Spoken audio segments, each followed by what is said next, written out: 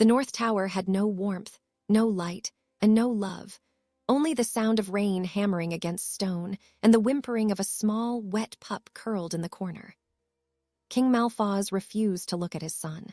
To do so was to acknowledge failure, and failure had no place in the Blood Moon Kingdom. The boy's scent, that nauseating mixture of decay and despair, confirmed what the High Priestess had whispered 3 years ago. "Accursed one walks among your bloodline, my king. The gods have turned their faces away." But Selith, a maid barely 2 months in service, knew nothing of curses or royal shame. She only saw a shivering child, abandoned in his own filth after guards left him in the rain as punishment for crying. When she lifted the pup from the cold floor, his amber eyes met hers with a wisdom that shouldn't exist in one so young. "You smell like kindness," he whispered, the first words he'd spoken in weeks. She carried him to the washroom, defying every rule, and reached for the one thing that might help, her grandmother's soap, infused with silver herbs and moonflower oil. As the lather touched his matted fur, something extraordinary began to happen. The water turned black, then shimmering with dark iridescence, as if washing away not dirt but something far more sinister. And then the smell hit her, a scent so powerful, so ancient, that it drove her to her knees in instinctive submission. The real Amaroq was awakening. Before we dive into Amaroq's story, hit that subscribe button and turn on notifications, because this tale of betrayal, magic, and redemption is one you won't want to miss a single moment of. Now, let's begin. The North Tower had been Amaroq's entire world for as long as he could remember, 3 years that felt like 30. Cold stone walls wept with moisture, and the single window offered no comfort, only a view of the kingdom that had rejected him. He sat in the corner now, small paws wrapped around his knees, trying to make himself even smaller. Perhaps if he took up less space, they would forget he existed. But they never forgot. The smell wouldn't let them. It clung to him like a second skin, that nauseating mixture of rotting earth and stagnant water. Even he could smell it, though he'd grown somewhat used to the way his own presence made his stomach turn. The servants said it was the scent of failure, of cursed blood, of everything wrong with the world made manifest in a single pup. Heavy footsteps echoed up the tower stairs, and Amaroq's ears flattened against his head. He knew those footsteps. They belonged to the one wolf whose rejection hurt more than all the others combined. King Malphaz filled the doorway, but he didn't enter. He never entered. Instead, he stood at the threshold, one hand covering his nose, his golden eyes filled with something between disgust and disappointment. Behind him, 2 guards flanked the entrance, their faces twisted in barely concealed revulsion. 3 weeks, Malphaz said, his voice cold and formal. In 3 weeks you turn 4, old enough to survive on your own in the wild as per our laws. Amaroq said nothing. What could he say? He'd learned long ago that speaking only made things worse. "The arrangements have been made," the king continued, still refusing to step into the room. "You'll be taken to the Deadwood Forest at dawn on your birthday. The guards will give you a day's head start before they release the hunting party, as tradition demands for those like you." "Father, Amaroq's small voice cracked. "Don't call me that." The words were sharp as broken glass. "A father raises an heir. I have raised nothing but shame." Malphaz turned away, then paused. "High Priestess Vora has confirmed it again today. Your scent grows stronger, more putrid. You're a cursed one, boy. The longer you remain within these walls, the more you poison everything around you. This is mercy." The king descended the stairs without another word, leaving Amaroq alone with the 2 guards. They exchanged glances, and one of them, a scarred brute named Garrett, smiled with cruel amusement. "Hear that little curse?" Garrett stepped into the room, despite the smell. 3 more weeks of your whimpering. Thought we'd help you prepare for the wild." Before Amaroq could react, rough hands grabbed him and hauled him toward the window. The storm outside had been raging for hours, turning the courtyard below into a maze of puddles and mud.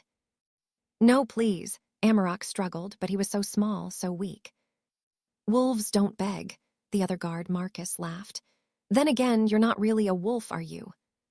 They shoved him out onto the narrow ledge beyond the window, where rain lashed at him with icy fury. The drop was 20 feet to the courtyard below, not enough to kill, but enough to hurt. Amaroq clung to the slick stone, his small claws scrabbling for purchase. "Stay out here for a few hours," Garrett called over the storm. "Maybe the rain will wash away some of that stench, though I doubt even a flood could clean something as rotten as you." The window slammed shut, and Amaroq heard the bolt slide into place. He pressed himself against the tower wall, shivering violently as rain soaked through his fur. The ledge was barely wide enough for his small frame, and one slip would send him tumbling to the stones below. Time became meaningless. There was only cold, only rain, only the desperate effort to hold on. His muscles screamed, his claws bled from gripping the rough stone, but he didn't fall. Falling would be giving up, and something deep inside him, something that even 3 years of cruelty hadn't quite extinguished, refused to surrender. When they finally pulled him back inside hours later, throwing him onto the cold floor like a wet rag, Amaroq could barely move. The guards laughed as they left, their entertainment concluded for the evening. He lay there in a puddle of rainwater and his own blood, the foul scent radiating from him stronger than ever. The smell of failure. The smell of everything he was supposed to be but wasn't. Somewhere far below, in the king's private chambers, Malphaz stood before High Priestess Vora. The woman was ancient, her silver fur marked with ritual scars, her eyes milky with what she claimed was divine sight. "You're certain this is necessary?" Malphaz asked, though his tone suggested he'd already accepted the answer. Vora placed a gnarled hand on his shoulder. "My king, I have seen the threads of fate. That child carries a darkness that will consume the Blood Moon Kingdom if allowed to mature. The scent is merely the most obvious sign. Beneath it lies something far more dangerous. Accursed one's power grows with age, twisting everything it touches." "He's just a pup." "Now, yes, but in a year, 5 years, 10. Vora's voice dropped to a whisper. "I've consulted the ancient texts, performed the sacred rituals. Every vision shows the same ending. If Amaroq remains, the kingdom falls. Your line ends. Darkness swallows everything." Malphaz's jaw clenched. "Then exile is mercy." "Exile is survival," Vora corrected. "Not just his, but ours. You are making the hard choice that true kings must make. Sacrifice one to save thousands." The king nodded slowly, but something in his chest twisted, a pain he couldn't quite name. He pushed it down, buried it beneath duty and necessity. A king couldn't afford weakness, and love for a cursed child was the most dangerous weakness of all. As Vora left his chambers, a satisfied smile crossed her ancient face. Everything was proceeding exactly as planned. In 3 weeks, the true threat to her own son's claim would be removed forever, exiled to die in the wilderness where no one would ever discover what he truly was. The next morning, a new maid arrived at the castle gates. She was young, barely 20, with soft gray fur and eyes that held unusual depth. The head housekeeper looked her over with skepticism. "You're the one from the northern villages, the one they sent as tribute." "Selith, ma'am," the young woman said, bowing her head respectfully. "My grandmother served in the royal household many years ago. I hope to honor her memory." "Well, you'll be starting in the worst posting in the castle," the housekeeper sniffed. "The North Tower, there's a situation up there. No one else wants the duty." Selith noticed the way the other servants exchanged glances, the mixture of pity and relief on their faces. She clutched the small wooden box she carried tighter, her grandmother's final gift, given with trembling hands and urgent words. "I'll do whatever is needed," Selith said simply. As she climbed the stairs toward the North Tower that first day, she caught the scent everyone had warned her about. It was indeed foul enough to make her eyes water. But beneath it, or perhaps beyond it, she sensed something else. Something that made the small hairs on her neck rise not with revulsion, but with recognition. Her grandmother's final words echoed in her mind. "When you find the one who smells of death but radiates life, when darkness has taken a false shape, that is when you'll know. That is when the old soap must be used."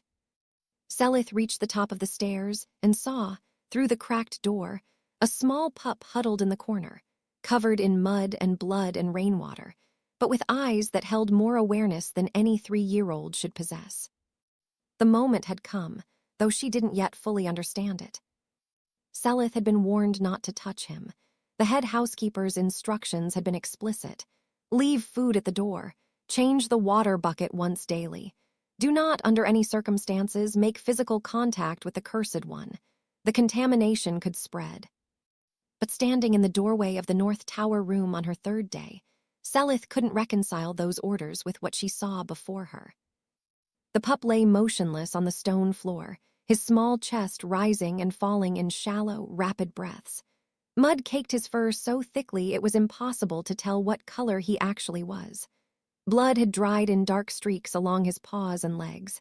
His eyes were closed, but even unconscious, his face was contorted in pain. "Hello," Selith called softly, setting down the tray of food she'd brought.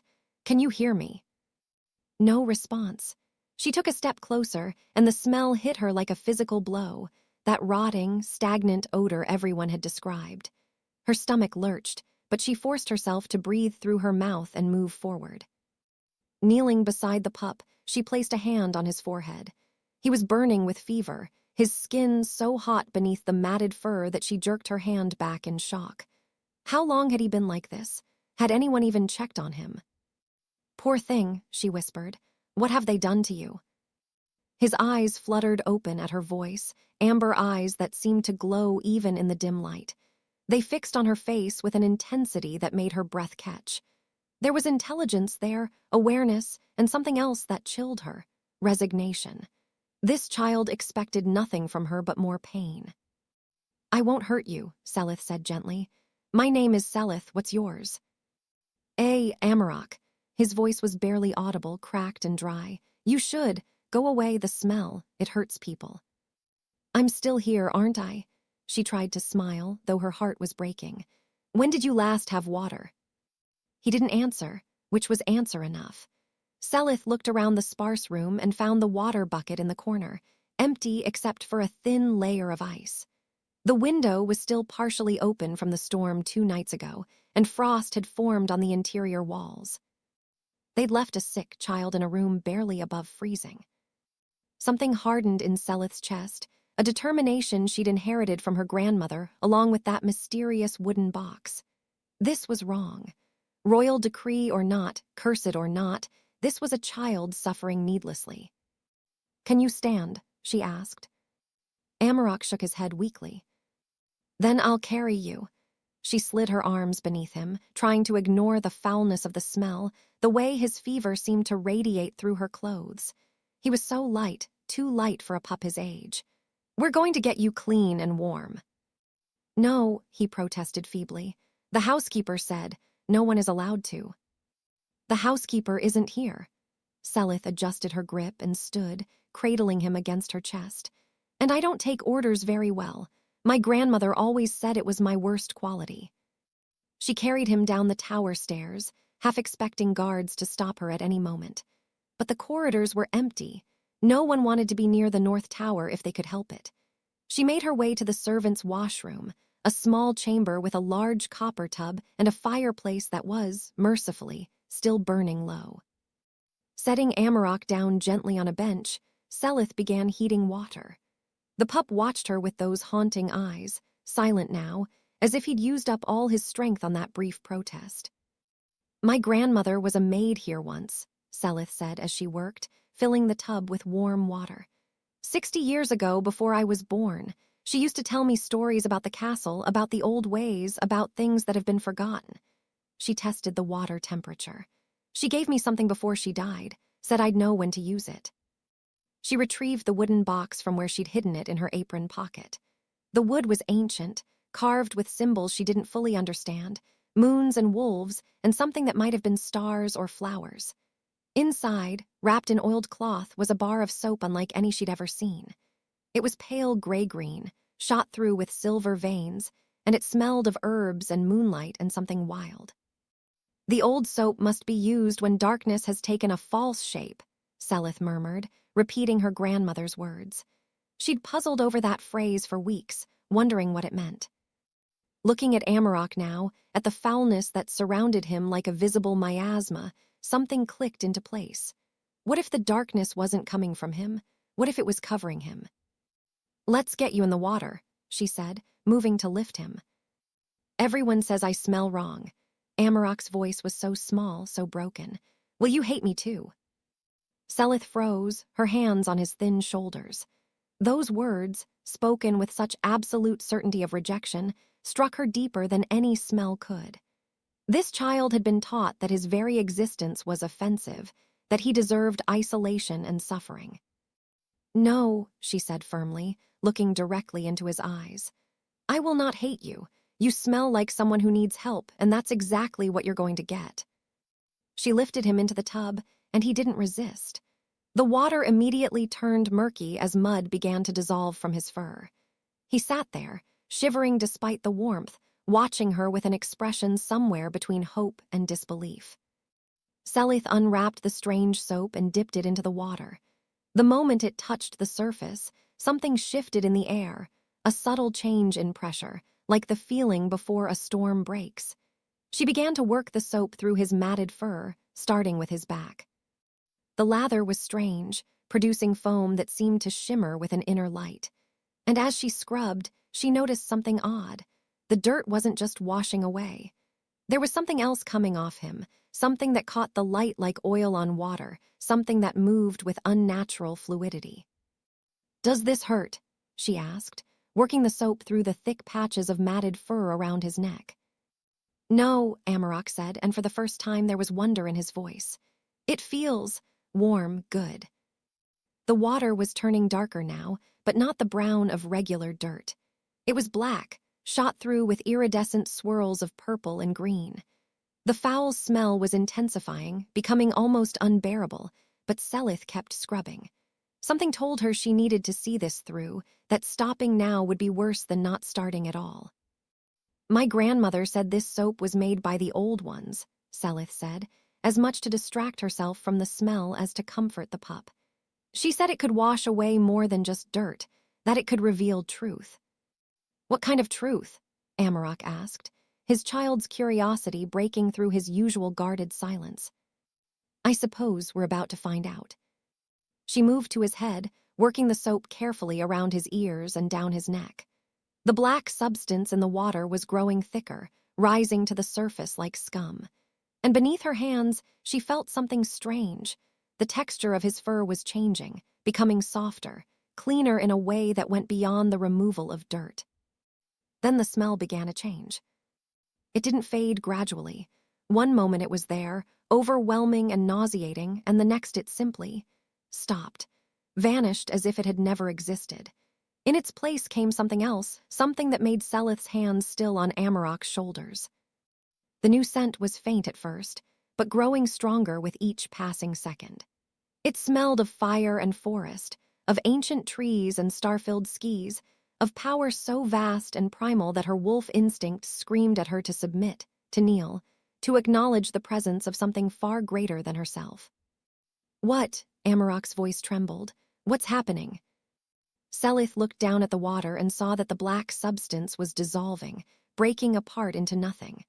And the pup in front of her, he was beginning to glow, a soft golden light emanating from his skin, growing brighter with each heartbeat. "I don't know," she whispered, though somewhere deep inside, she suspected her grandmother had known exactly what would happen. "But I think you were never cursed at all." The light grew stronger, and somewhere far below them, in the depths of the castle, wolves began to howl, a sound of recognition, of awakening, of something ancient stirring after a long sleep. The wooden box slipped from Selith's fingers and clattered on the stone floor, forgotten. Everything was about to change. The golden light pulsing from Amaroq's skin grew brighter, and Selith realized with growing alarm that this was beyond anything her grandmother's stories had prepared her for. The water in the tub had turned completely black, so dark it seemed to absorb light rather than reflect it, and the iridescent swirls on its surface moved with deliberate purpose, as if alive. "Selith," Amaroq's voice was small and frightened. "I feel strange, my skin, it's tingling." "Stay still," she managed, though her own hands were shaking. The air in the washroom had grown thick, charged with an energy that made her fur stand on end. It felt like being inside a thundercloud moments before lightning struck. As she continued washing, the dark film that had been clinging to his fur began to peel away in larger pieces. It wasn't dissolving anymore. It was separating, pulling back like a second skin being shed. The pieces floated on the water's surface, writhing and twisting before finally dissipating into wisps of black smoke. "What is that?" Amaroq stared at the dark fragments with wide eyes. "I don't know," Selith admitted, "but whatever it is, it doesn't belong on you." She scrubbed harder now, working the silver-veined soap into every inch of fur she could reach. The more she cleaned, the more of the film came away, and with each piece that separated, the light from Amaroq's skin intensified. It wasn't just glowing anymore. It was radiating, pushing back the shadows in the room until the washroom blazed as bright as midday. Then the smell changed. For one horrible moment, the foul stench of rot and stagnation intensified tenfold. Selith gagged, her eyes watering, barely able to keep working. It was as if 3 years of concentrated decay had been released all at once, filling the small room with a miasma so thick she could taste it. "Make it stop," Amaroq whimpered, covering his nose with his small paws. "Please make it stop." "Almost there," Selith choked out, fighting her own urge to flee. "Just hold on." She rinsed the last patch of dark film from behind his ears, and the moment the final piece separated and dissolved, everything changed. The foul smell vanished. Not faded, vanished. One heartbeat it was suffocating them, and the next it was simply gone, as if it had never existed. The sudden absence was so complete that Selith gasped, drawing in a deep breath of clean air. But the air wasn't empty. A new scent rolled through the washroom like an invisible wave, and it hit Selith with the force of a physical blow. Her knees buckled, and she found herself dropping to the wet stone floor, her head bowing automatically, her wolf spirit responding to something it recognized on an instinctual level. The scent was indescribable, fire that didn't burn, ancient forests untouched by time, starlight made tangible, power so pure and absolute that it needed no announcement.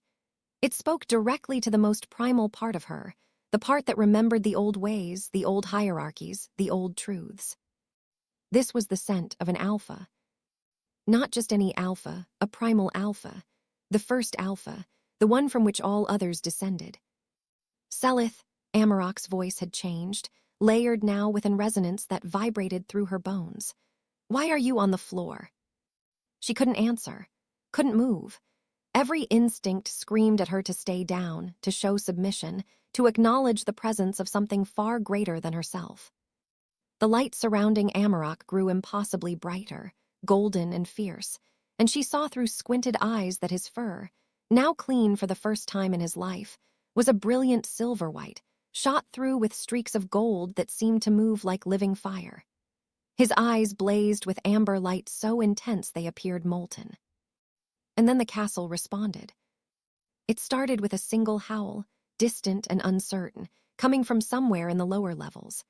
Then another joined it, and another, until the entire castle erupted in a chorus of wolf voices raised in a call they didn't understand but couldn't resist. Guards, servants, nobles, every wolf within the castle walls found themselves howling, compelled by something ancient and undeniable. The sound was deafening, echoing through stone corridors and spiraling up towers, a symphony of recognition that hadn't been heard in 1,000 years.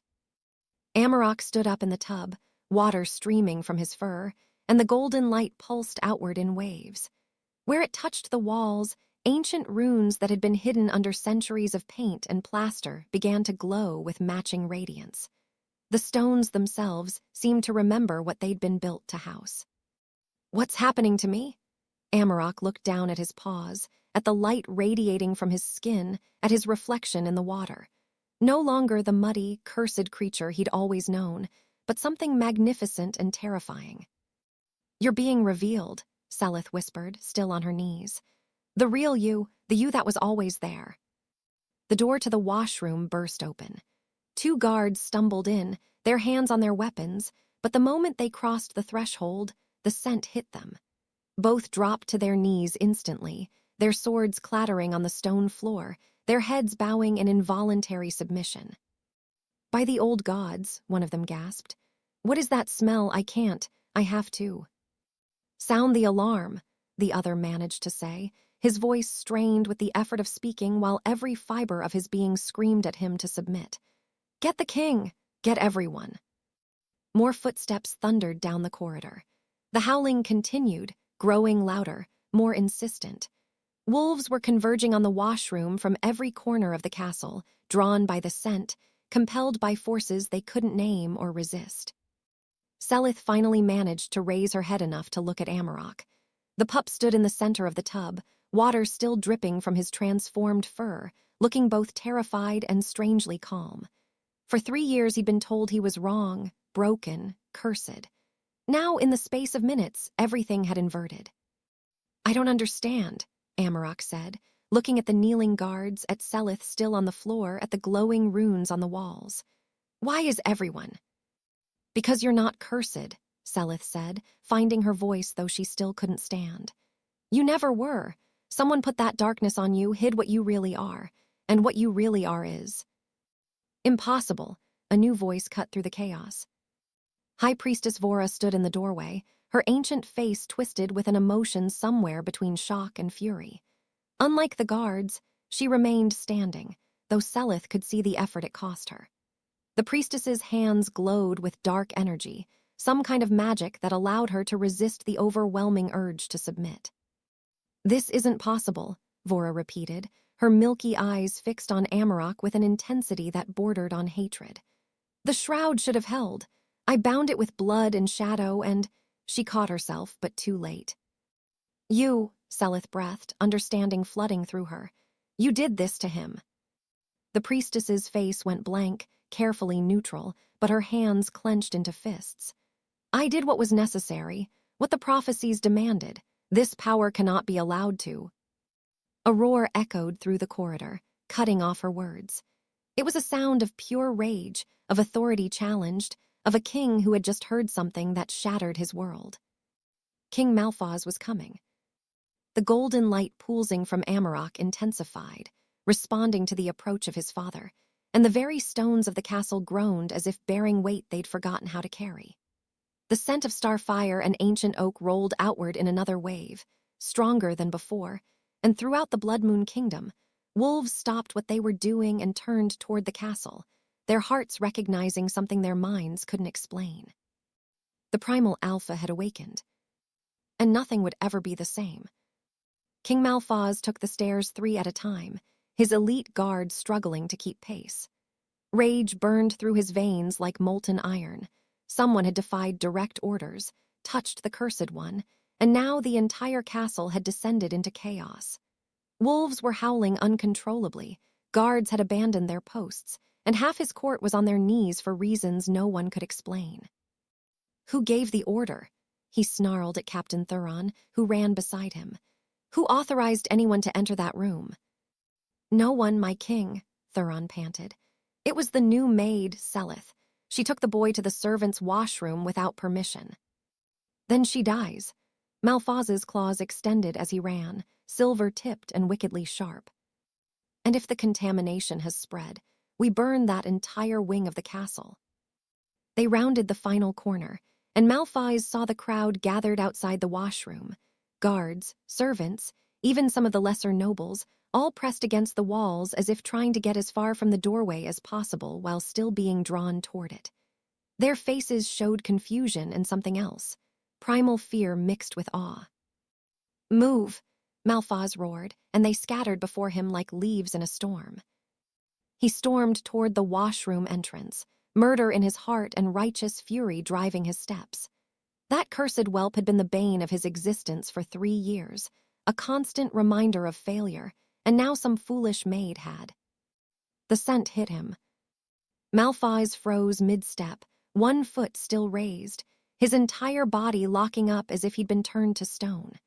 It poured through the doorway like an invisible flood, a scent so powerful, so fundamentally commanding that his wolf spirit recognized it before his conscious mind could process what was happening. Starfire and ancient oak. The legendary scent of the primal alpha. "No," he whispered, but his body was already responding. His knees buckled, hitting the stone floor with a crack that sent pain shooting up his legs. His head bowed automatically, neck exposed in the ultimate gesture of submission. Behind him, his elite guard, warriors who had never knelt to anyone but him, dropped as one, their weapons clattering to the ground. "My king," Thuron's voice was strained, confused. "I can't, why am I?" Malphaz couldn't answer. Every fiber of his being was screaming at him to submit, to acknowledge, to bow before something greater than himself. It was like trying to stand in a hurricane, like fighting gravity itself.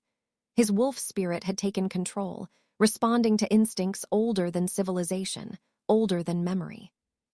He forced his head up, fighting against every cell in his body, and looked into the washroom. The golden light was blinding. For a moment, he could see nothing but radiance, pure and absolute. Then his eyes adjusted, and he saw the small figure standing in the copper tub at the center of the room. Amaroq. But not the Amaroq he knew. The matted fur was gone, replaced by silver white that gleamed like starlight, streaked with gold that moved and flowed like living flame. The pup was still small, still just 3 years old, but he radiated power that made the air itself tremble. His eyes, those amber eyes that Malphaz had always avoided, blazed with an inner fire that seemed to pierce straight through flesh and bone to the soul beneath. The foul stench was gone. In its place was that overwhelming scent of the primal alpha, the scent that was forcing the most powerful wolves in the kingdom to their knees. "Impossible," Malphaz breathed. "You were cursed, you were." "A lie," High Priestess Vora said from somewhere to his left. He couldn't turn to look at her, couldn't take his eyes off his son. "Everything was a lie, my king. The shroud I placed on him, the false scent, the prophecies I fed you. All of it designed to make you reject him, exile him, remove him before he could." Before he could what?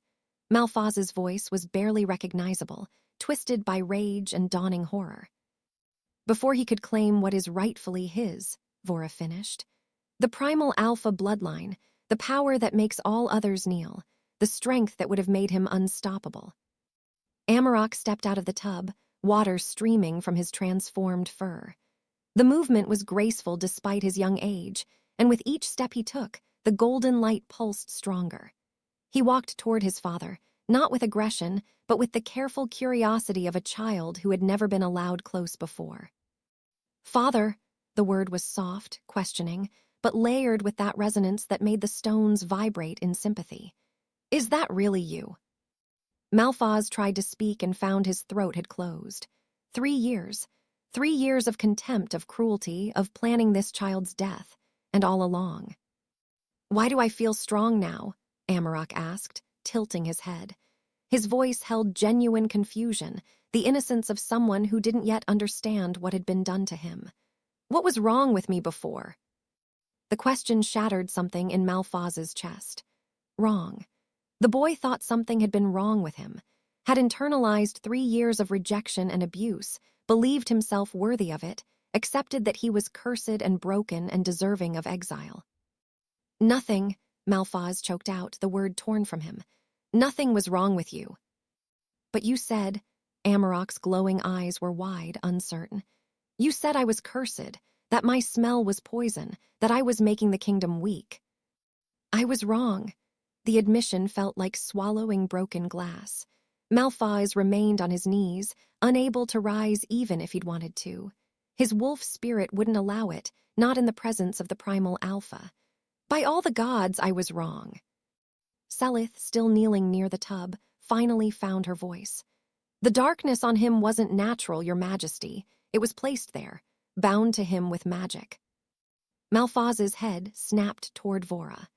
The high priestess stood near the door, the only one still on her feet, dark magic crackling around her hands in a visible shield against the overwhelming urge to submit. "You," he growled, "you did this. You told me he was cursed, that the scent proved it, that keeping him here would destroy us all." "And I was right," Vora hissed, her ancient face twisted with desperation. "Look at the power radiating from him. He's 3 years old and already forcing every wolf in the castle to submission. What do you think he'll be capable of in 10 years? 20? He'll be a tyrant, a monster, unstoppable, and... "He's my son," Malphaz roared, the sound echoing off the walls. "My son, and you turned me against him, made me torture him, abandon him, plan his murder." "I saved your kingdom," Vora insisted. "The primal alpha bloodline was destroyed for a reason. That much power concentrated in one being, it corrupts, it consumes, it..." "It terrified you," Amaroq said quietly, and everyone fell silent. The pup, the primal alpha, looked at Vora with those burning amber eyes. "You were afraid of me, but why? I never hurt anyone, I just wanted..." His voice cracked, revealing the child beneath the power. "I just wanted my father to love me." The words hung in the air, like an executioner's blade. Malphaz felt something break inside him, some final wall that had been holding back the full weight of what he'd done. He saw it all in brutal clarity. The nights he'd left Amaroq alone in the cold, the times he'd refused to even enter the room, the casual cruelty of the guards he'd allowed to continue unchecked, the plans for exile that were really plans for murder. And for what? A lie, a conspiracy, a high priestess's manipulations. "Amaroq," he whispered, his voice breaking. "My son, You hurt me." The simple statement was more devastating than any accusation. "Every day you hurt me, and I tried to be good, tried to be quiet, tried not to smell bad anymore, but nothing worked." "Because it was never you," Malphaz said, tears streaming down his face now, his pride abandoned in the face of his guilt. "The wrongness was never you. It was placed on you, hidden on you, and I believed it. I saw what I was told to see instead of seeing you." Captain Thuron, still on his knees beside his king, spoke up. "My king, the scent, what she did to him. That's dark magic, blood magic. That's punishable by..." "Death," Malphaz finished, his eyes never leaving his son. "High Priestess Vora, you are accused of using forbidden magic against the royal heir, of conspiracy against the crown, of protecting this kingdom from the same fate that befell the ancients." Vora's composure finally cracked. "You don't understand what you've unleashed. The primal alphas didn't disappear because they were weak.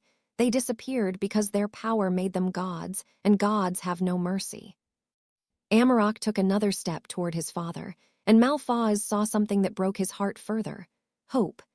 Despite everything, despite 3 years of torment, the child still hoped his father might love him. "I don't want to be a god," Amaroq said softly. "I just want to be your son." The golden light pulsed once more, and somewhere deep in the castle, something ancient stirred. A response to the primal alpha's presence, to power that hadn't walked these halls in a millennium. The truth had been revealed, but the real reckoning was only beginning. High Priestess Vora's hands trembled as she watched her carefully constructed world crumble. 3 years of planning, of whispered lies, of dark rituals performed in secret, all undone by a maid with an old bar of soap. The malefic shroud that should have lasted until the boy's exile now lay dissolved in a copper tub. And the power she'd spent so long suppressing blazed for all to see. But she hadn't survived 60 years in the royal court by surrendering at the first setback. "My king," she said, her voice taking on the resonant quality she used for pronouncements of divine will. "Step away from the creature. What you're witnessing is not your son. It's a demonic possession taking hold." Malphaz, still on his knees, turned his head slowly to look at her. His eyes held a dangerous light. "You just admitted you placed the shroud on him, that you lied to me for 3 years." "To protect him," Vora's voice rose, taking on an edge of desperation she couldn't quite hide. "The shroud was meant to contain the demon seed until he was old enough to fight it off. Don't you see? This power, this unnatural scent, it's not natural. No wolf should force others to submission just by existing." "The primal alphas did," Captain Thuron said quietly from his position on the floor. "The old stories speak of it. Their presence alone could bring entire packs to their knees." "Legends," Vora spat. "Children's tales meant to." "This is no demon." Selith's voice cut through the priestess's protests. The young maid remained kneeling, her head still bowed, but her words rang with conviction. "This is the primal alpha. The scent cannot be faked. It's written in his very essence, in his blood, in the core of what he is." Vora's milky eyes fixed on the maid with sudden, intense focus. "And what would you know of such things, girl? You're nothing but a—" She stopped abruptly, her nostrils flaring as she drew in a breath. "Moonwhisper, your Moonwhisper clan." The revelation sent a ripple through the assembled wolves. The Moonwhisper clan had been thought extinct, hunted down and destroyed alongside the primal alphas a millennium ago. "My grandmother was the last," Selith said, raising her head to meet Vora's gaze. "She taught me the old ways before she died, including how to recognize dark magic when I see it." She gestured to the black residue still clinging to the sides of the tub. "That shroud wasn't protection, it was suppression. Concealment. You hid what he was to serve your own purposes." Lies, but Vora's mask was slipping, cracks showing in her carefully maintained composure. "The girl is clearly in league with whatever demon has possessed the boy. My king, you must act now, before the entity completes its manifestation." "What entity?" Amaroq's small voice, still layered with that ancient resonance, held genuine confusion. "I don't feel possessed, I just feel like me, but without the heavy thing that was always pressing down on me." Vora took a step back, and for just a moment, barely a heartbeat, her expression shifted. The mask of concerned spirituality fell away, revealing something underneath that was cold and calculating and filled with murderous rage. Her eyes locked on Amaroq with such hatred that several of the guards gasped. Then the mask snapped back into place, but everyone had seen it. "You want him dead," Malphaz said, his voice deadly quiet. "Not exiled, not contained, dead. I want to save this kingdom from the same fate that destroyed the ancients." Vora's composure was fracturing now, her voice rising to a near shriek. "The primal alphas nearly ended our entire species. Their power grew until they saw other wolves as nothing but tools, slaves, playthings. They slaughtered any who questioned them, bred only with those they deemed worthy, culled the weak like cattle." "That was 1,000 years ago," Thuron said, "and the histories are unclear about what actually—" "I was there," the words exploded from Vora, and suddenly the washroom fell into shocked silence. "Not personally, but through the memories passed down through my bloodline. We were the ones who ended them, who freed the wolf clans from their tyranny. My ancestors sacrificed everything to ensure no primal alpha would ever rise again." "Then you admit it," Malphaz said. "You've been working against my son from the moment he was born." "I've been working to prevent history from repeating." Vora's hands blazed with dark energy, the shadows around her deepening and twisting. "And if you won't do what's necessary, then I will." She raised her hands, dark magic coalescing into visible tendrils that reached toward Amaroq. But before they could strike, Selith threw herself in front of the pup, and the magic recoiled from her as if hitting an invisible barrier. "The Moonwhisper are guardians of the primal bloodline," Selith said, her voice steady despite her fear. "Our very essence repels your corrupted magic."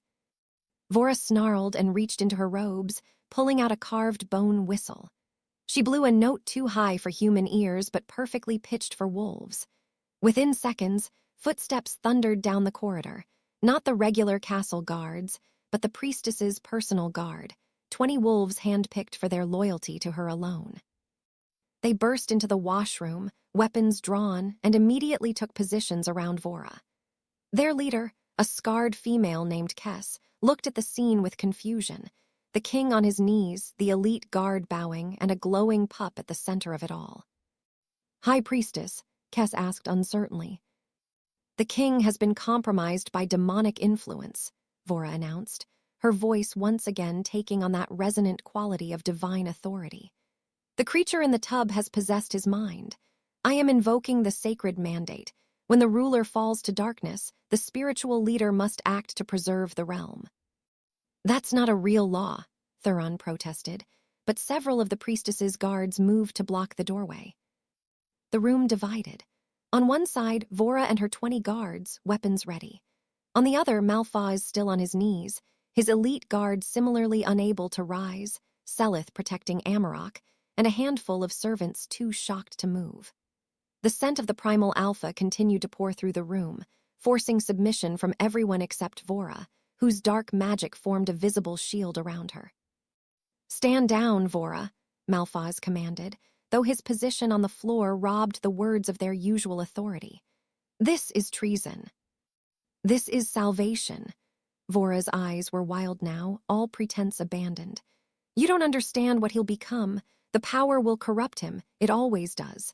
Better to end it now while he's still young, still weak enough to kill. I'm not weak. Amaroq's voice rang out, and the golden light around him pulsed brighter. You made me think I was, but I'm not. I'm strong. I've always been strong. The stones beneath their feet trembled. The ancient runes on the walls blazed brighter. And throughout the castle, wolves felt a pull they couldn't explain.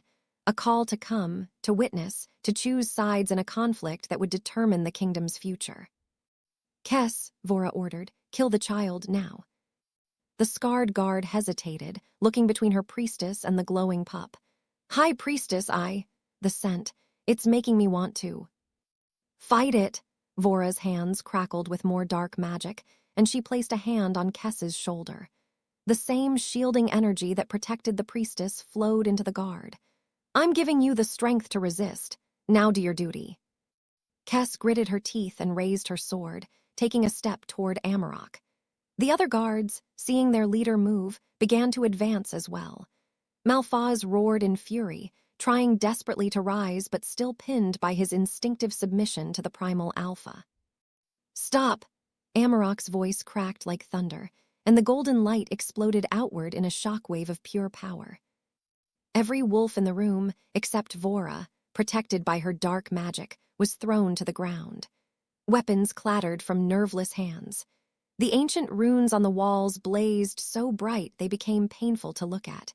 And from deep beneath the castle, something answered the primal alpha's call. A sound like grinding stone echoed through the foundations. The floor split open in a thin line, and from the crack rose a blue-white light that predated even the castle itself. No, Vora whispered, her face going pale. The awakening stone. It can't still be active. It was supposed to be dead, drained, useless after the last primal fell. But the light continued to rise, responding to Amaroq's presence, recognizing what it had been built to serve. The choice had been made. The castle itself was choosing sides. And it chose the primal alpha. The blue-white light from the awakening stone pulsed in rhythm with Amaroq's heartbeat, and as it did, something unexpected happened. The golden radiance surrounding the pup intensified, merging with the ancient light from below, and suddenly the air itself seemed to tear open. Malphaz gasped as images flooded his mind, not memories, but visions forced into his consciousness with crystalline clarity. He saw the birthing chamber 3 years ago, saw Queen Sylvana lying exhausted but alive. Saw 2 pups nestled against her chest instead of 1. No, he whispered, but the vision continued relentlessly. He watched as High Priestess Vora entered the chamber, dismissing the midwives with claims of performing a sacred blessing. Saw her produce a vial of dark liquid and force it down Sylvana's throat. Saw his mate's eyes go wide with betrayal before her body went rigid, her heartbeat slowing to nothing, every sign of life vanishing as the death-mimicking poison took hold. Saw Vora lift one of the crying pups, the one whose scent already carried hints of starfire and ancient oak, and press her hand against his tiny chest, dark magic flowing from her fingers like oil. The malefic shroud taking shape, wrapping around the innocent child, suppressing his true nature beneath a false scent of rot and decay. Saw her take the second pup and slip away through a hidden passage, leaving only the cursed one behind for Malphaz to find alongside his dead mate. Sylvana! Malphaz's roar shook the washroom. He finally managed to surge to his feet, breaking through the compulsion to submit through sheer force of rage and anguish. She's alive! My mate is alive! My king! Thuron looked up from the floor, confused and disoriented. Queen Sylvana died in childbirth, we all witnessed. We witnessed nothing but Vora's lies. Malphaz turned on the priestess with murder in his eyes. You poisoned her, made us think she was dead. Where is she? Where is my mate? Vora's face had gone ashen, her carefully maintained composure finally shattered completely. You shouldn't have been able to see that. The awakening stone shouldn't be able to project memories. It was only meant to. Answer me. Malphaz's claws extended fully, and despite the primal alpha's presence, his own considerable power as Alpha King blazed forth. Where is Sylvana? The priestess backed toward the wall, her personal guards uncertain whether to defend her or flee. She had to be removed, Vora said, her voice brittle. She would have protected the boy, prevented his exile. I needed her out of the way until... Until what? Until you could murder my son and install your own puppet heir. Malphaz advanced on her, fury radiating from every pore. Where is she? Amaroq's small voice cut through the tension. The dark place, underground, I can feel her now. She's been calling for me, but I couldn't hear her until the heavy thing came off. Malphaz turned to his son, seeing the pup's eyes glowing even brighter, as if looking at something invisible to everyone else. Where, Amaroq? Where is she? Below, the pup said, pointing downward. Deep below, where the cold stones cry, she's so tired, father, so tired and sad, and she's been dreaming of me. Shadowvale Dungeon, Thuron said grimly. The oldest cells, the ones we don't use anymore. They're beneath the north wing, 3 levels down. Malphaz whirled on his captain. Take your fastest runners. Now, bring her up carefully. If she's been sedated for 3 years, his voice broke. Just bring her to me, please. Thuron managed to fight through his instinctive submission enough to stand, swaying slightly. He grabbed 2 other guards and they stumbled from the washroom, their movements awkward as they fought against the primal alpha's overwhelming presence. The remaining guards watched Vora with new eyes, seeing not their spiritual leader but a conspirator, a poisoner, a woman who had torn apart the royal family for her own purposes. Why? Malphaz asked, his voice hollow now that the initial rage had burned through. Sylvana trusted you. I trusted you. Why destroy everything? Because the primal alpha would have destroyed more, Vora said, but her conviction wavered. My son deserves. Your son, Selith's sharp intake of breath drew everyone's attention. The second pup, you took him for yourself. He was worthless to the prophecy, Vora admitted, seeming to realize that denial was pointless now. Only one carried the primal bloodline. The genetic lottery that determines such things chose Amaroq. But Kale was still royal blood, still strong enough to rule. Without the primal alpha's shadow over him, he could have been a fair king, a just king, a king who ruled without forcing every wolf to their knees. Where is he? Malphaz demanded. Where is my other son? Before Vora could answer, footsteps echoed in the corridor, running footsteps, accompanied by gasping breaths and urgent voices. Thuron burst back into the washroom, his face pale. My king, we found her. You need to come now. Bring her here, Malphaz ordered. She can't walk. She's been sedated so long her muscles are. Thuron swallowed hard. We're carrying her, but my king, she's awake. Barely, but awake. And she's asking for her pups. Plural. A stretcher appeared in the doorway, borne by 4 guards moving with careful synchronization. On it lay a female wolf so thin she was nearly skeletal, her once lustrous silver fur matted and dull. But her eyes, deep amber eyes identical to Amaroq's, were open and aware. Sylvana, Malphaz breathed, rushing to her side. Her gaze focused on him slowly, as if seeing through layers of fog. Mal! Her voice was barely a whisper, cracked from disuse. Is it real, or am I dreaming again? It's real. He took her hand, careful of how fragile she seemed. You're alive. You've been alive all this time, and I thought... His voice broke. I'm so sorry. I should have known, should have checked, should have. The bobbies, Sylvana interrupted, her fingers tightening on his with surprising strength. Where are my bobbies? She took them both. I couldn't stop her. One of them is here. Malphaz looked toward Amaroq, who stood frozen at the edge of the tub, his golden light pulsing erratically as emotions warred across his small face. Sylvana turned her head, following his gaze, and when her eyes landed on the glowing pup, something shifted in her expression. Recognition, but more than that, a bone-deep knowing that transcended 3 years of imposed unconsciousness. Starfire, she whispered, and tears began streaming down her gaunt face. My Starfire pup, I felt you being born, felt the power in you, knew what you were. She said you were an abomination, said she had to hide you, protect the kingdom from you.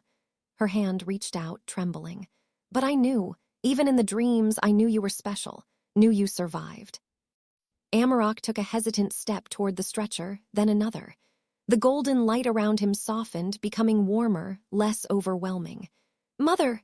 The word was tentative, uncertain. I have a mother. Yes, Sylvana's voice strengthened slightly. Yes, my sweet boy. You have a mother who has been trying to reach you every moment of every day, calling to you in dreams, hoping you could hear me. I heard whispers sometimes, Amaroq said, moving closer. When I was in the tower, soft words telling me I wasn't alone. I thought I was imagining them. You weren't. Sylvana's hand finally touched his fur and she gasped. The shroud is gone. She actually broke the shroud. How? Selith stepped forward, bowing. The old soap, my queen, my grandmother's legacy. It was meant for this, to break dark magic and reveal truth. Moon Whisper, Sylvana breathed, recognition lighting her eyes. Your grandmother was Esra. She served my mother before the old order fell. She told me once that if the primal bloodline ever returned, her descendants would be there to protect it. And she was right, Selith said softly. Sylvana pulled Amaroq closer with trembling arms, holding him against her chest despite her weakness. The pup pressed against her, 3 years of loneliness and longing pouring out in silent tears. The golden light surrounded them both, and for a moment, mother and son existed in their own world, reunited after an eternity of forced separation. Then Sylvana's eyes opened, focusing on Vora with sudden intensity. Where is my other son? Where is the pup you stole from me? Safe, Vora said defensively. I raised him well, gave him everything. You gave him lies. Sylvana's voice cracked with fury despite her weakness. You stole him, made him yours. What did you name him? Kale, Vora admitted. His name is Kale. That was my father's name, Sylvana whispered. You even stole that from me. The door opened again, and a young wolf stepped through, perhaps 12 years old in human terms, with dark fur and Vora's sharp features, but Sylvana's amber eyes. He stopped, staring at the scene before him with growing horror. Mother, Kale looked at Vora. What's happening? They said you needed me, but... His gaze fell on Sylvana. Who is that? That, Amaroq said quietly, still pressed against Sylvana, is our mother, your real mother. Kale's face went white as the truth crashed down on him. Kale stood frozen in the doorway, his world fracturing with every passing second. The primal alpha's scent washed over him, forcing his knees to bend slightly. But the psychic shockwave from the awakening stone had already shown him enough truth to make his body's submission the least of his concerns. He'd seen it too, not as clearly as Malfa's perhaps, but enough. Flashes of memory that weren't his own, a birthing chamber, 2 crying pups, his mother, his real mother, reaching for him before darkness claimed her. And Vora, the woman he'd called mother for 12 years, taking him away into shadow. Tell me it's not true. His voice came out strangled, desperate. He looked at Vora, pleading with her to deny everything, to make the visions lies. Tell me I'm your son. Tell me I'm the rightful heir. Tell me. You are my son, Vora said fiercely, moving toward him. In every way that matters. I raised you, taught you, loved you. Blood means nothing compared to... Blood means everything, Kale's shout echoed off the stone walls. You told me that. You said bloodlines determined strength, determined right to rule, determined everything about who we are. He gestured wildly at Amaroq. And now I find out my real mother is lying on a stretcher, that my twin brother was locked in a tower while I slept in silk sheets, that everything you told me was a lie. Not everything. Vora's hands reached for him, but he stepped back. I did love you, I do love you. I needed you to be strong, to be ready to rule, to take his place. Kale's eyes fixed on Amaroq with a mixture of horror and fascination. The smaller pup still pressed against Sylvana's chest, his golden light pulsing softly. That's what all the training was for, wasn't it? All the lessons about strength and leadership and making hard choices. You were preparing me to be king after you had him killed. Kale, please. Were you going to tell me? His voice broke. Ever. Or was I supposed to live my whole life not knowing I had a brother, that I had a real mother, that my entire existence was built on theft and lies? Sylvana shifted on the stretcher, her weak voice somehow cutting through the tension. Cale, your name is Cale. She studied his face with hunger, drinking in details she'd been denied for 12 years. You have your father's jaw, your grandfather's eyes, you're so tall, so strong. Cale's composure crumbled. You don't know me, you can't, you're a stranger, she's my mother.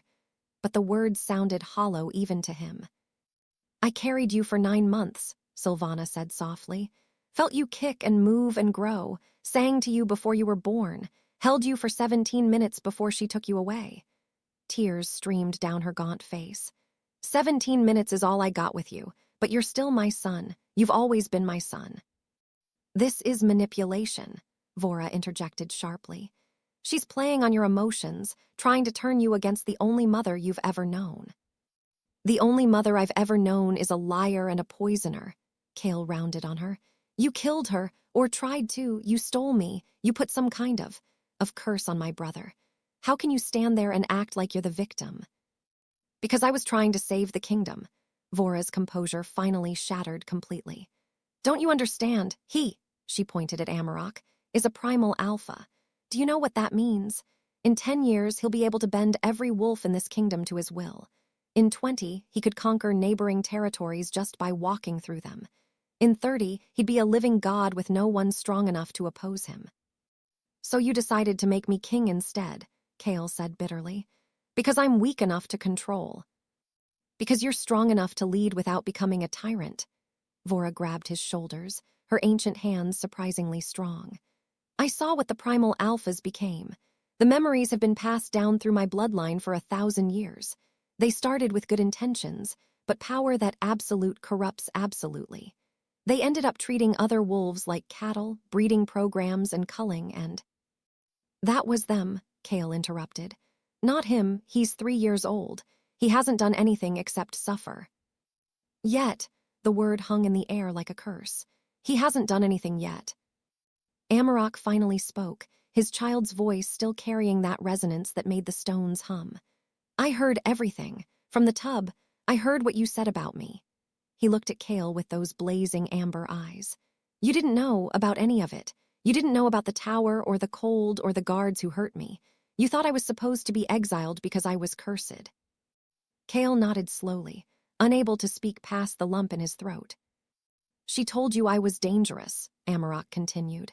That I would hurt people, make the kingdom sick. He tilted his head, considering. Maybe she's right. Maybe I will become bad. The power feels big inside me, really big. And I'm angry at Father for hurting me, angry at the guards, angry at everyone who said I smelled wrong. That's natural, Sylvana whispered, stroking his fur. Anger at injustice is natural. But I'm not angry at you. Amaroq's gaze remained fixed on Cale. You didn't know, I don't blame you. The words fell like stones into still water, sending ripples through everyone present. Malphaz, standing beside Sylvana's stretcher, felt something twist in his chest. Here was a child who'd been tortured for 3 years, who just discovered the conspiracy that had stolen his childhood, who possessed power that could destroy them all, and his first instinct was compassion. You should blame me, Cale said, his voice thick with emotion. I had everything while you had nothing. I was warm while you froze. I was loved while you were hated. Even if I didn't know, even if it wasn't my fault, I still benefited from what was done to you. Does that mean you're bad? Amaroq asked with the simple logic of a child. Cale opened his mouth, then closed it. I don't know. Mother, Amaroq caught himself, looking at Vora. She raised you, taught you things, loved you even if she did bad things to other people. Does that mean the love wasn't real? I don't know, Cale repeated, but his eyes were filling with tears. I think, Amaroq paused, seeming to struggle with concepts too large for his young mind.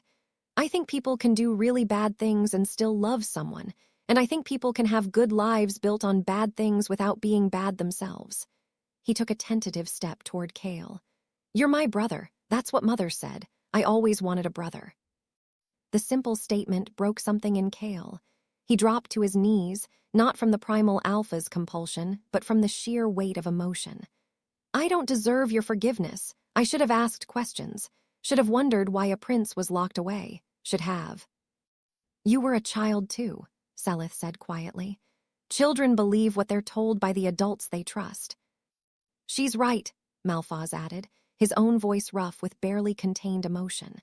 He looked at his sons, both of them, together for the first time in their conscious memory. I was the adult. I was the king. I should have questioned, investigated, demanded proof. Instead, I believed every word Vora said and condemned my own son to suffering. He looked at Amaroq.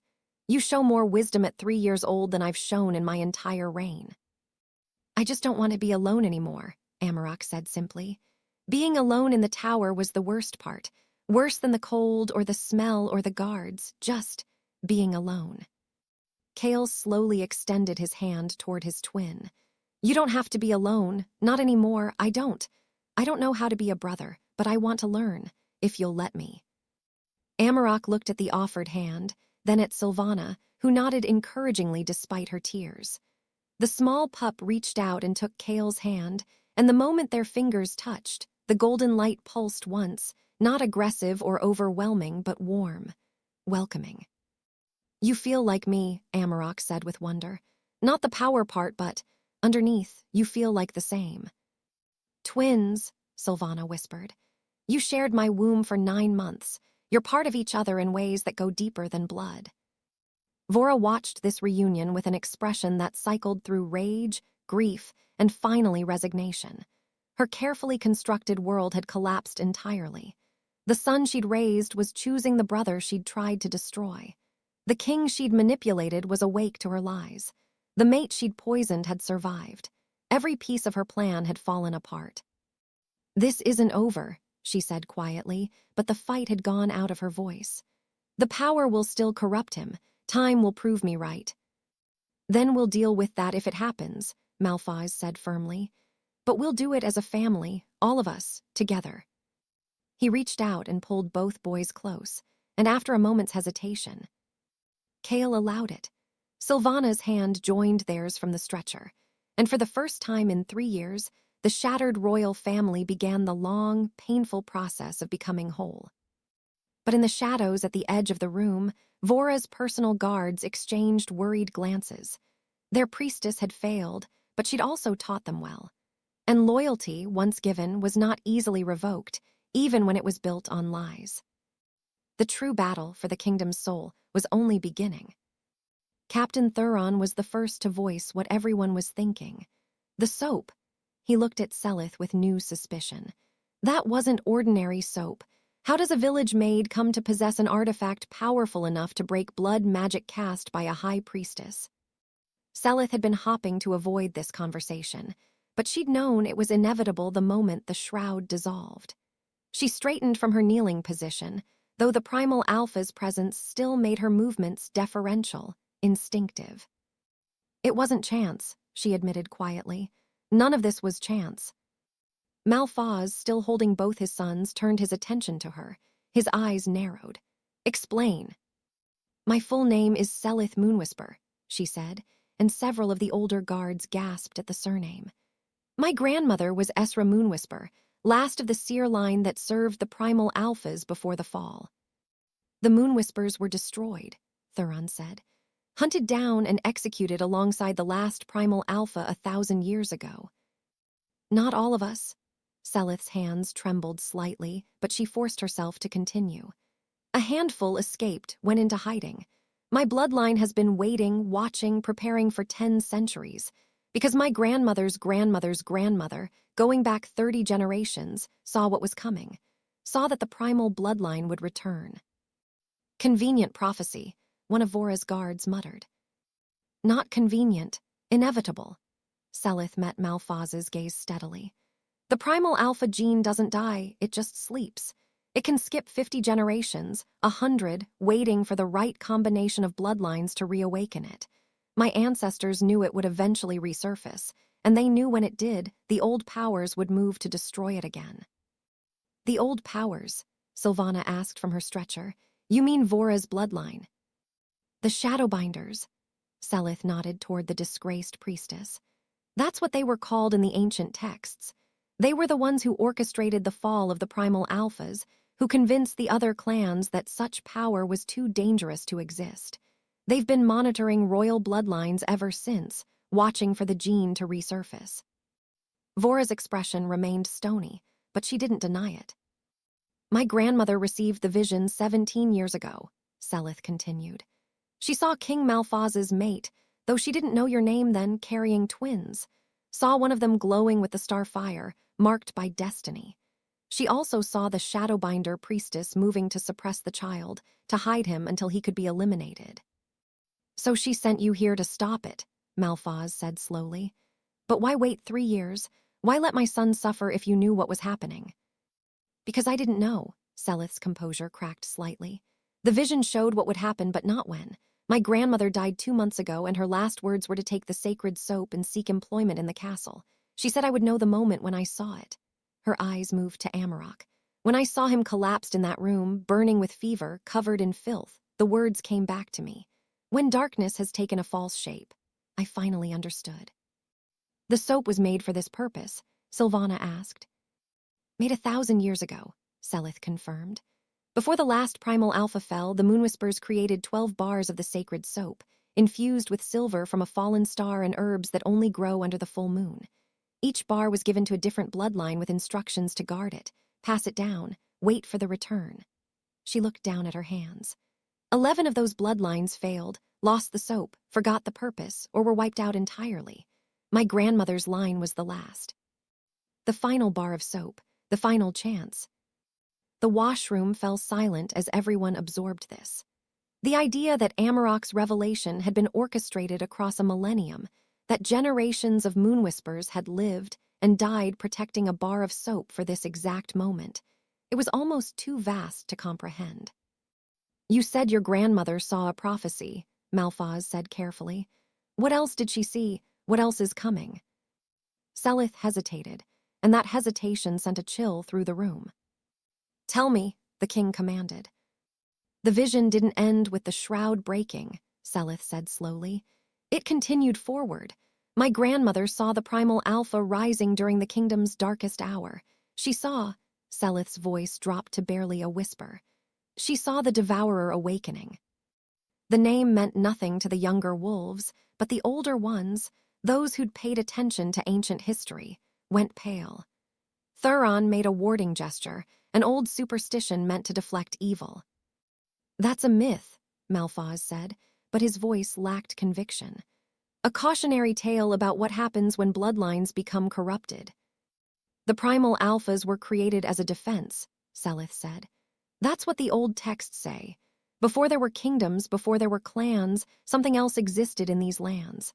Something that fed on wolves, that corrupted them from within, that turned pack against pack until the species nearly went extinct.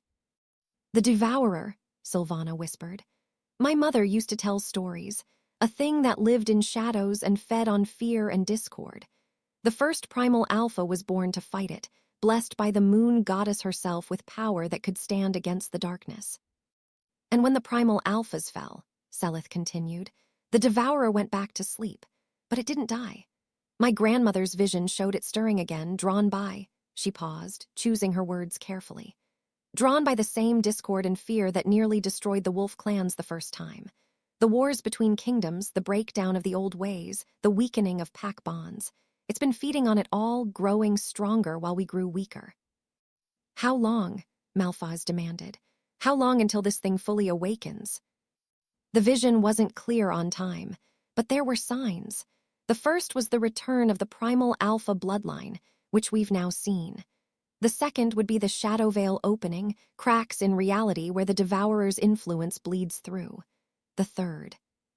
The shadow veil has already opened, Vora interrupted, her voice hollow. 6 months ago in the Northern Territories. We kept it quiet to avoid panic, but entire packs have gone missing. Scouts reported seeing wrongness, reality twisted. Wolves turned inside out, but still living, still screaming. The washroom erupted in shocked exclamations. Malphaz rounded on the priestess. You knew about this and said nothing. I was trying to prevent it, Vora's mask cracked further. Don't you see? The ancient texts say the devourer is drawn to powerful presences, feeds on them. The primal alpha's awakening is like a beacon. It will call the thing directly to us. I was trying to remove Amaroq before he could fully manifest, before he could draw the devourer's attention to the heart of the kingdom. Or, Selith said coldly, you were trying to ensure the kingdom had no defense when the devourer arrived. The primal alpha is the only power that can stand against it. Without him, we're helpless. The last primal alpha failed, Vora shouted. The devourer nearly killed him before the Shadowbinders intervened. What makes you think a 3-year-old pup will do any better? Because this time he won't be alone. Selith looked at Amaroq, who'd been listening with wide eyes. The last primal alpha thought his power made him superior, made others beneath him. He fought alone, trusted no one, and nearly died for it. But this one, she smiled slightly. This one just forgave the brother who had everything while he had nothing. This one shows compassion to those who hurt him. This one understands that strength without heart is just tyranny. Amaroq pressed closer to Sylvana, overwhelmed. I don't know how to fight a devourer. I don't even know what that means. You don't have to know yet, Sylvana murmured, holding him tight. You're still just a pup. But he won't stay a pup forever, Malphaz said grimly. And if what Selith says is true, if this thing is already awakening, we don't have much time. He looked at his son, both of them. We need to prepare, all of us. There's more, Selith said reluctantly. The prophecy mentioned 3 who must stand together when the darkness comes. The primal alpha, yes, but also the twin of shadow. Kale, Sylvana breathed. And the moon's daughter. Selith's hand moved to her chest. I didn't understand that part until today, but I think my grandmother didn't just send me here to break the shroud. She sent me here to stand beside him when the real battle begins. Thuron laughed bitterly. So we have a 3-year-old, a 12-year-old who just discovered his entire life is a lie, and a maid with a bar of soap. That's our defense against an ancient evil that nearly destroyed our species. No, Malphaz said firmly. We have a primal alpha who represents the moon's blessing, a brother who bridges the light and shadow, and a moon whisper who carries the wisdom of ages. We have a kingdom that's been divided but can be united. We have truth where there were lies. He looked at each of them in turn. It may not be enough, but it's what we have, and we'll make it work. Outside, in the gathering dusk, something stirred in the northern territories. Reality cracked just a little wider, and through the gap, something ancient and hungry turned its attention south, toward the blazing beacon of golden light that had just announced itself to the world. The primal alpha had awakened, and the devourer had noticed. The castle guard moved to seize Vora, but she raised her hands and dark energy exploded outward, creating a barrier that threw them back against the walls. Her milky eyes blazed with desperate determination as she turned to face Amaroq directly, ignoring the others. You think they'll protect you now? Her voice cut through the chaos like a blade. You think their guilt changes anything? The moment you become inconvenient, the moment your power frightens them more than their shame drives them, they'll turn on you again. Silence, Malphaz roared, but Vora's barrier held him at bay. Look at them, child. Vora gestured at the assembled wolves, all still on their knees or struggling to rise against the primal alpha's overwhelming presence. They submit because they have no choice. Your very existence enslaves them. Do you think that will breed love, loyalty? They'll resent you, fear you, and fear always turns to hatred eventually. Amaroq's golden light flickered, uncertainty crossing his small face. I don't want them to be scared. Then you're a fool. Vora took a step closer, her voice dropping to something almost gentle. But you don't have to be. I was wrong to try to hide your power, wrong to suppress what you are. I see that now. But I was right about one thing: power like yours needs guidance, purpose, direction. Stay away from him. Sylvana tried to rise from the stretcher but fell back, too weak. Vora ignored her, focusing entirely on the pup. You've suffered, Amaroq. 3 years in that cold tower.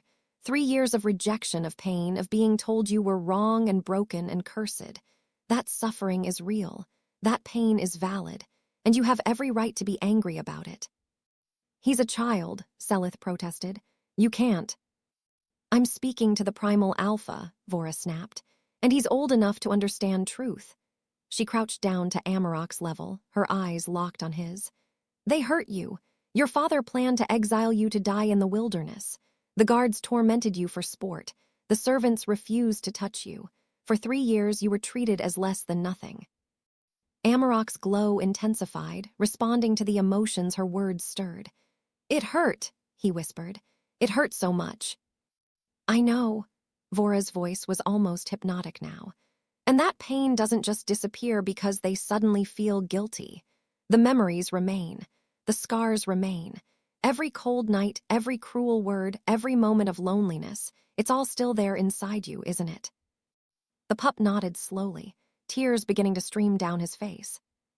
Then use it, Vora urged. I can teach you how. I know the old ways, the techniques the ancient primal alphas used to channel emotion into raw power. Your rage, your pain, your suffering, it can all become strength, unbreakable strength, the kind of power that ensures no one will ever hurt you again. She waved her hand and dark energy coalesced into images, visions that hung in the air like living paintings. Amaroq saw himself grown, magnificent and terrible, standing atop a mountain while kingdoms spread before him. Saw other wolves bowing not from compulsion but from genuine awe and fear. Saw himself safe, protected, untouchable. This could be your future, Vora whispered. Not a king who serves his kingdom, but a god who shapes the world to his will. No more pain, no more fear, no more being vulnerable to others' cruelty. Amaroq stared at the visions, his small chest rising and falling rapidly. The golden light around him began to darken at the edges, tinged with red, the color of rage, of vengeance, of justified fury seeking outlet. Yes, Vora breathed, seeing the shift. You feel it, don't you? The rightness of it. They deserve your wrath, your father who rejected you, the guards who tortured you, every wolf who turned away in disgust. They all deserve to feel even a fraction of what you felt. No, Malphaz said desperately. Amaroq, please, I know I failed you. I know I don't deserve forgiveness, but don't let my mistakes turn you into. Into what? Amaroq's voice was still childlike, but edged with something harder.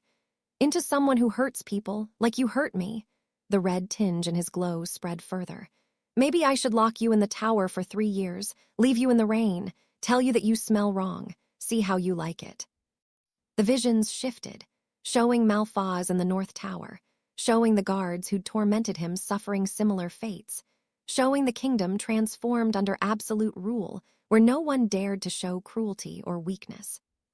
Justice, Vora said, her voice silk smooth. Not revenge, justice for what was done to you. And prevention, ensuring no one can ever do such things again. That's not tyranny, that's protection. Kale stepped forward, moving past the dark barrier that seemed to part for him, the twin of shadow, able to walk through shadows that stopped others. Brother, he said quietly, I understand the temptation. I've been angry too, learning how my life was built on lies. But this, he gestured at the visions, this isn't justice. It's just more pain. You don't know what it was like, Amaroq said, his voice cracking. You had everything while I had nothing. You're right, I don't know. Kale knelt beside his twin. But I know what it's like to discover that the person you trusted most lied to you about everything. And my first instinct was rage too. Part of me wanted to hurt her back, to make her feel what I felt. He glanced at Vora. But that wouldn't actually make me feel better. It would just make me into someone I don't want to be. The weak speak of mercy, Vora interjected smoothly. The strong take what's owed to them. Power built on pain only creates more pain. Selith's voice rang clear, cutting through the temptation like a bell through fog. My grandmother told me that. She said the last primal alpha fell not because he was weak, but because he let his suffering turn him cruel. Every wound he'd received, he repaid tenfold. Every slight, he answered with destruction. And in the end, he was so consumed by rage that when the devourer came, he couldn't see the difference between enemy and ally. Amaroq turned toward her, the red and gold in his aura warring with each other. But they hurt me. Yes, Selith didn't try to minimize it. They did, and that was wrong, profoundly, inexcusably wrong. You have every right to your anger, to your pain, to your sense of betrayal. Then why shouldn't I? Because you can be different. Selith moved closer, carefully, as if approaching a wounded animal. The last primal alpha let his pain define him, let it consume him until there was nothing else left. But you're already different. You forgave Kale when you had no reason to. You showed compassion when you could have shown contempt. That's not weakness. That's strength of a kind Vora doesn't understand. Sentiment, Vora scoffed. Pretty words that mean nothing when the darkness comes. They mean everything, Sylvana said from her stretcher, her weak voice somehow carrying. Amaroq, my sweet boy, look at me. The pup turned toward his mother, and the red tinge in his aura flickered. You've been hurt, Sylvana continued. Terribly, cruelly hurt by people who should have protected you. And if you choose vengeance, if you choose to let that pain turn you into something hard and merciless, I'll still love you. You'll still be my son. But you'll also be alone in a way that goes deeper than any tower. I was already alone, Amaroq whispered. You were, but you don't have to be anymore. Sylvana extended her trembling hand. You have a choice now that you didn't have before. You can use your power to make others feel your pain. Or you can use it to ensure no one else ever has to feel what you felt. One path leads to strength built on fear. The other leads to strength built on something far more powerful. What? Amaroq asked, his child's mind struggling with concepts too large for his age. Love, Malphaz said, his voice rough. She means love, and I know I have no right to speak of it after what I did, but your mother is right. The power to inspire fear is nothing compared to the power to inspire loyalty. Real loyalty, freely given, not compelled by your presence. The visions Vora had conjured began to flicker and fade as Amaroq's attention shifted away from them. The red in his aura receded slightly, the gold growing stronger again. I don't know how to do that, he admitted. How to be strong without being mean, how to have power without hurting people. None of us do, Kale said softly, but maybe we can figure it out together. Amaroq looked at his twin, at his mother, at his father kneeling in shame, at Selith who'd risked everything to help him. The golden light pulsed once, twice, and the red edges began to dissolve like morning mist. No, he said finally, turning back to Vora. I don't want your teachings. I don't want to be angry all the time. Being angry hurts too much. The ancient priestess's face twisted with frustration. You're making a mistake. When the devourer comes, when your kingdom needs you to be ruthless and strong. Then I'll be strong, Amaroq interrupted. But my kind of strong, not yours. The dark barrier around Vora flickered and died as her concentration broke. The guards surged forward immediately, seizing her arms. She didn't resist, but her eyes remained fixed on Amaroq. You'll regret this, she said quietly. Mercy is a luxury the primal alpha can't afford. Maybe, Amaroq replied, but being mean all the time sounds tired. I'm already tired from the tower. I don't want to be tired forever. And with those simple words, the 3-year-old pup made a choice that would echo through generations. The golden light surrounding Amaroq blazed brighter than ever, but this time it carried warmth rather than overwhelming force. He turned away from Vora completely, dismissing her as if she were no longer relevant, and moved toward his mother's stretcher with purpose in his small steps. Mother, he said, placing his tiny paws on Sylvana's hand. You're still sick, inside your head. I can feel the fog there, the poison still trying to keep you asleep. Sylvana looked up at him with wonder. You can sense that. I can sense everything now. Amaroq's eyes glowed brighter. All the hidden things, all the broken things, and I think I can fix some of them. Amaroq, you don't have to, Malphaz started, but the pup shook his head. Yes, I do. Not because I have to prove anything, but because I want to. Because fixing things feels better than breaking them. He closed his eyes, and the golden light flowed from his small body into Sylvana's. It moved through her like liquid sunshine, seeking out the remnants of Vora's poison, the damage done by 3 years of forced sedation, the fragmented memories that had been locked away. Where the light touched, tissue regenerated, neural pathways reconnected, and the fog that had clouded her mind for so long began to lift. Sylvana gasped, her back arching as sensation and clarity returned in a rush. Her eyes, which had been dulled by drugs and suffering, suddenly blazed with the same amber intensity as her son's. Color returned to her gaunt face, and when she sat up, truly sat up without assistance, everyone in the washroom held their breath. "I remember," she whispered, tears streaming down her face. "I remember everything. The birth, both of you in my arms, her coming in with that vial, the taste of the poison, trying to scream but my throat wouldn't work, watching her take Kale while I couldn't move, couldn't speak, couldn't." She reached for Amaroq and pulled him into a fierce embrace. "You just gave me back 3 years of my life." "Not all of it," Amaroq said honestly. "The time is still gone, but at least the fog isn't hiding what's left." Malphaz watched this display of power, not destructive, not dominating, but healing, and felt something break inside him. This was what he'd tried to exile. This was what he'd condemned to death. Not a curse, but a blessing he'd been too blind to see. Amaroq turned to face his father, and the king flinched from that golden gaze. But the pup didn't attack, didn't rage. He simply spoke truth. "You taught me that weakness deserves punishment," Amaroq said, his child's voice steady. "That's what you told me through your actions, even if you didn't use those words. Every time you refused to look at me, every time you let the guards hurt me, every time you planned my exile, you were teaching me that the weak don't deserve love or mercy or even basic kindness."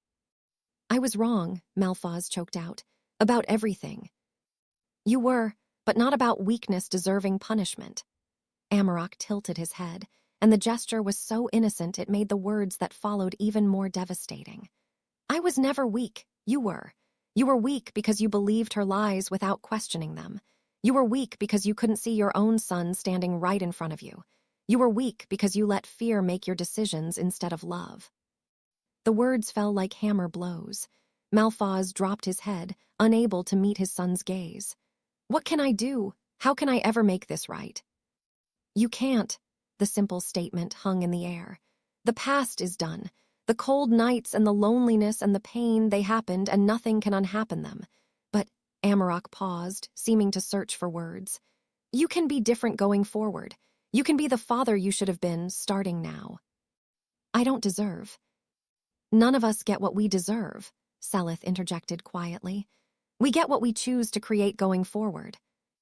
Malphaz looked around the washroom at the assembled witnesses.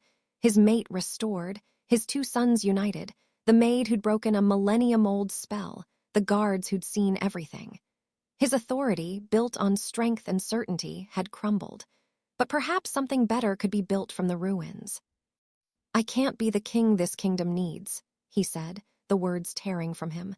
"Not anymore. How can I lead when I couldn't even see the truth about my own son? How can anyone trust my judgment after this?"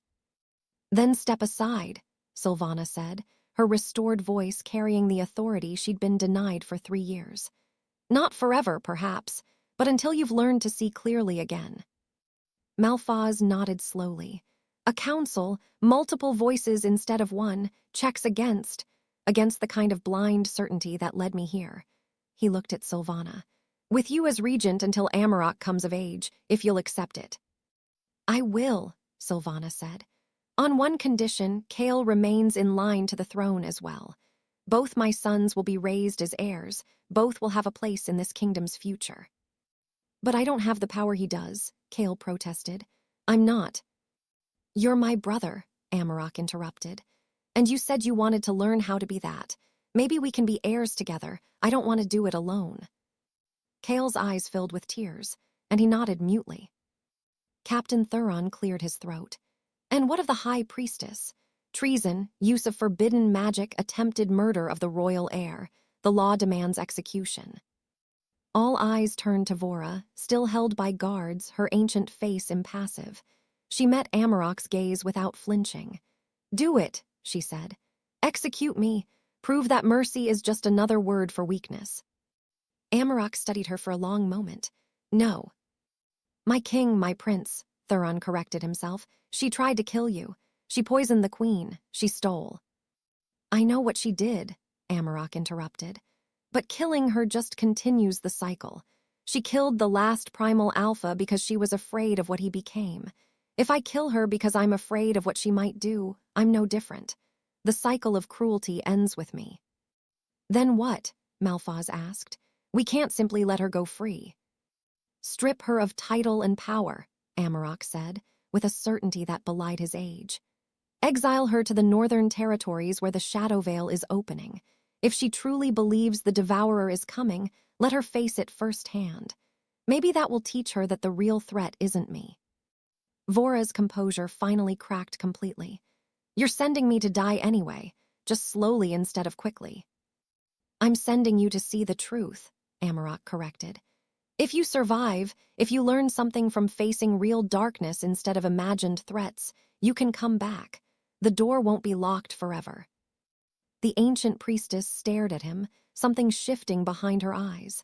Not quite respect, but perhaps the beginning of understanding. "You're either the wisest primal alpha ever born, or the most foolish." "Maybe both," Amaroq said simply. 3 days later, the castle had transformed. Vora was escorted to the northern border with provisions and a single guard, at her own request, surprisingly. Sylvana had taken over as regent, her first act establishing the Council of Voices that would advise and check royal power. Amaroq had been moved from the North Tower to rooms adjacent to his mother's, with Kale taking chambers on the other side. Now, as the sun set on this new beginning, the brothers stood on the castle ramparts with Selith and their mother, looking out over the Blood Moon Kingdom.